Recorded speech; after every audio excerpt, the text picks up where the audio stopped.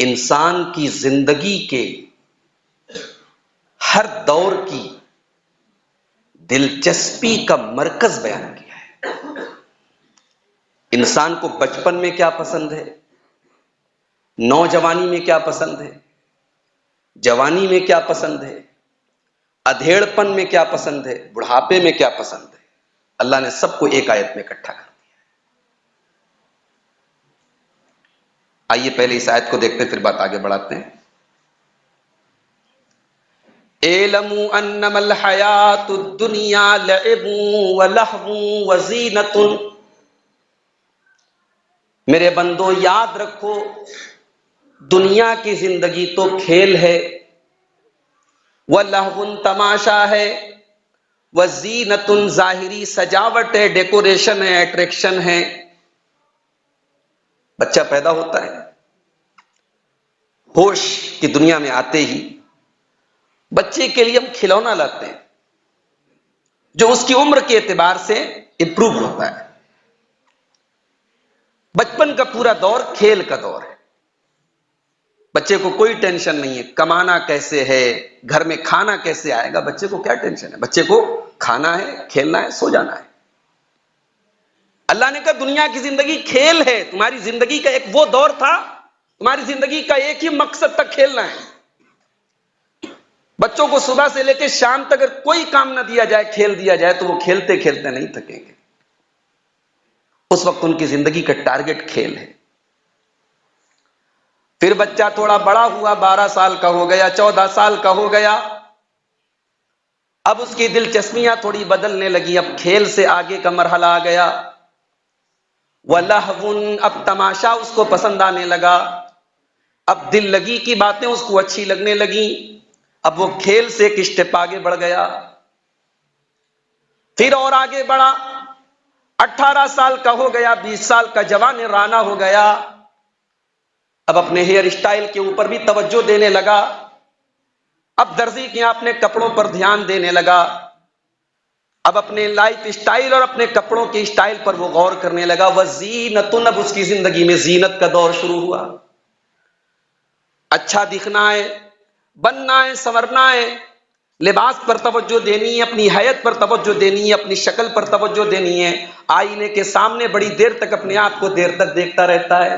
وزینۃ، ایک دور وہ ہے تمہاری زندگی کا جب تمہاری زندگی کا مقصد ہے زینت۔ پھر اور آگے بڑھا، شادی ہو گئی، کاروبار کی دنیا میں آ گیا، بزنس کی دنیا میں آ گیا۔ وَتَفَاخُرٌ بَيْنَكُمْ، اب ایک دوسرے کے اوپر فخر کرنے کا دور آیا۔ میرے بڑے ابو کے لڑکے آج 5 مشین کے مالک ہیں، میرے گھر میں بھی 10 مشین ہونی چاہیے۔ انہوں نے لوتا میں پراپرٹی خرید لی، میرے پاس بھی بجٹیا میں پراپرٹی ہونی چاہیے۔ وہ 5 لاکھ کما رہا ہے، میرے پاس 10 لاکھ روپے ہونے چاہیے۔ اب زمین میں، جائیداد میں، کاروبار میں، پیسے میں اب ہوڑ لگ گئی، اب کمپٹیشن ہونے لگا۔ وَتَفَاخُرٌ بَيْنَكُمْ، اب فخر کا دور آیا۔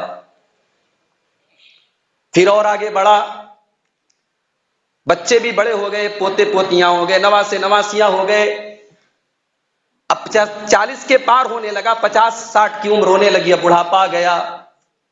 اب تو بچے کما رہے ہیں، اب تو لائف سیٹل ہے، اب تو بس ایک ہی دھن ہے، وَتَكَاثُرٌ فِي الْأَمْوَالِ وَالْأَوْلَادِ، اب مال زیادہ سے زیادہ کیسے آئے، اب میری آل و اولاد کیسے بڑھ جائے، میں زیادہ بچوں کا، زیادہ آل و اولاد والا کیسے بن جاؤں اور زیادہ مال والا کیسے بن جاؤں۔ یہ ہے انسان کی زندگی کے مختلف دور کی توجہ، دلچسپی۔ اور ہر دور کے بعد کے دور میں جب انسان پہنچتا ہے، جوان ہوتا ہے تو سوچتا ہے یار بچپن میں خالی کھیلتا تھا، زندگی کا کوئی مقصد نہیں تھا، صرف کھیلتا تھا، ہنسی آتی ہے اپنے اوپر، انسان سوچتا ہے کہ کیا وہ دور تھا ہم صرف کھیلتے رہتے تھے۔ پھر جوانی جب ختم ہوتی ہے، ادھیڑ ہوتا ہے تو سوچتا ہے کہ وہ دور بھی تھا کہ ہمیں صرف پیسہ کمانے کی دھن تھی، صرف ایک دوسرے سے کمپٹیشن کرتے تھے۔ ہر آنے والے دور میں اپنے پچھلے دور کے مقصد اور ٹارگٹ پر ہنسی آتی ہے۔ اللہ نے فرمایا میرے بندو، تمہاری دنیا کی زندگی میں یہ جتنی چیزیں تمہارا مقصد رہی ہیں، ان کی مثال میں تم کو بیان کر رہا ہوں، ذرا غور سے سننا۔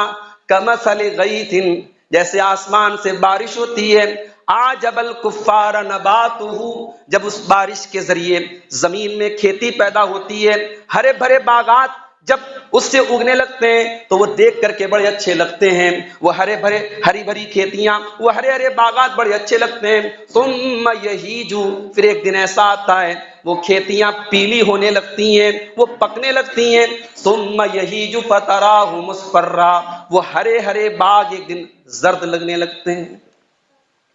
ہر ہری بھری چیز کو ایک دن زرد ہونا ہے، ہر جوانی کے بعد بڑھاپا ہے، ہر تازی چیز کو ایک دن باسی ہونا ہے، ہر خوبصورت چہرے پر ایک دن جھریاں آنی ہے، ہر کالے بال کو ایک دن سفید ہونا ہے۔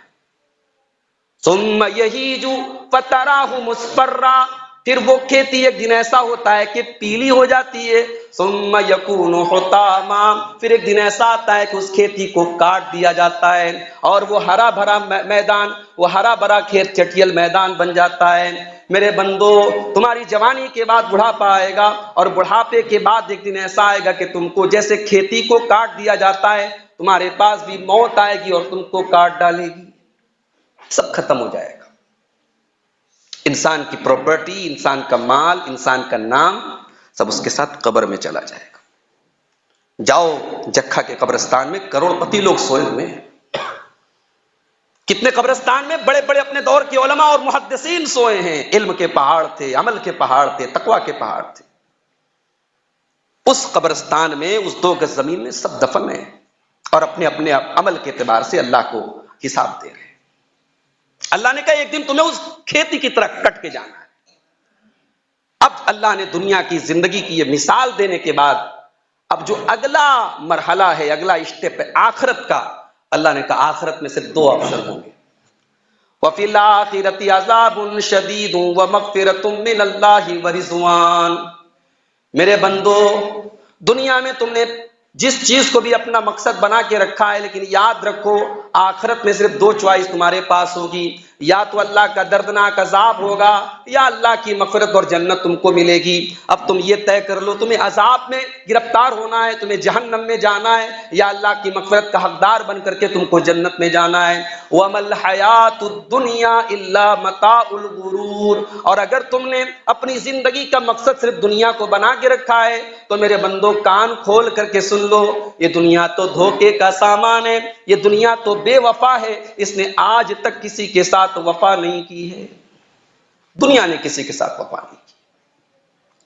ہر دولت کمانے والے کو ایسا لگا کہ اس کی دولت ہمیشہ اس کے ساتھ اس کے کام آئے گی، ہر بادشاہ کو ایسا لگا کہ اس کی بادشاہت ہمیشہ رہے گی، ہر طاقت والے کو لگا اس کی طاقت ہمیشہ رہے گی، مگر اللہ کا قانون رہا کل من علیہا فان، اس دنیا میں سب کو فنا ہونا ہے، یہ دنیا دھوکے کا سامان ہے میرے بھائی۔ ہارون رشید ایک بادشاہ گزرا ہے، اس کے دور میں ایک بہت بڑے محدث تھے، عالم تھے، علامہ ابن سماک رحمۃ اللہ علیہ، عالم بھی تھے، عابد بھی تھے، زاہد بھی تھے۔ اس دور کے علماء اور بادشاہ جو ہوتے تھے ان کے درمیان اچھے تعلقات ہوتے تھے، بادشاہ علماء سے مشورے لیتے تھے۔ ابن سماک ایک دن ہارون رشید کے دربار میں گئے تو ہارون رشید نے کہا اذنی، مجھے کوئی نصیحت کیجئے، کوئی کام کی بات بتائیے۔ علامہ ابن سماک نے کہا اچھا یہ بتائیے، اگر آپ کسی صحرا میں گئے ہیں، کسی بیابان میں گئے، کسی جنگل میں گئے ہیں اور آپ کے پاس کھانا پانی سب ختم ہو گیا اور آپ پیاس سے تڑپ رہے ہیں اور آپ کے پاس ایک گھونٹ بھی پانی نہیں، اور اتنی زور کی پیاس آپ کو لگی ہے کہ پانی نہیں ملے گا تو آپ مر جائیں گے۔ اتنے میں ایک آدمی آتا ہے اور وہ کہتا ہے کہ میرے پاس ایک پیالہ پانی ہے، مگر ایک پیالہ پانی میں آپ کو اس شرط پر دوں گا کہ آپ اپنی آدھی حکومت مجھے دے دیں۔ تو امیر المومنین آپ کیا کریں گے؟ ہارون رشید نے چند لمحے غور کیا، پھر کہا کہ میں اس کو آدھی حکومت دے دوں گا، جان کا مسئلہ ہے بھائی، زندگی کا مسئلہ ہے، میں آدھی حکومت دے دوں گا۔ ابن سماک نے کہا اچھا یہ بتائیے امیر المومنین، پانی آپ نے پیا، پانی آپ کے جسم میں اٹک گیا، اب آپ کو پیشاب کی حاجت ہے مگر پیشاب نہیں اتر رہا ہے، پیشاب نہیں آ رہا ہے، تڑپ رہے ہیں آپ۔ اب وہی آدمی آتا ہے اور کہتا ہے میرے پاس ایک طریقہ ہے، ایک دوا ہے، ایک نسخہ ہے، آپ کا جو پیشاب رکا ہوا ہے اور آپ تکلیف سے بے چین ہیں، تڑپ رہے ہیں، آپ کی جان کے لالے پڑے ہیں، اگر آپ اپنی باقی آدھی حکومت مجھے دے دیں تو آپ کا جو پیشاب نہیں نکل پا رہا ہے وہ نکال دوں گا میں۔ تو آپ کیا کریں گے بادشاہ سلامت؟ اس کو آپ آدھی حکومت دے دیں گے؟ اس نے کہا کہ ہاں میں دے دوں گا آدھی حکومت۔ تو ابن سماک نے کہا امیر المومنین یہ ہے آپ کی حکومت اور آپ کی یہ اتنی لمبی چوڑی حکومت کی حقیقت کہ انہا تساوی شربتن و بولتن، کہ پانی کے چند قطرے اور پیشاب کے چند قطروں کے برابر آپ کی اس حکومت کی اوقات ہے۔ میرے بھائیوں، یہ دنیا کی زندگی، اس کی کیا حقیقت ہے؟ جس دنیا کے پیچھے مارے مارے پھرتے ہیں، اس دنیا کی زندگی کی کیا اوقات ہے؟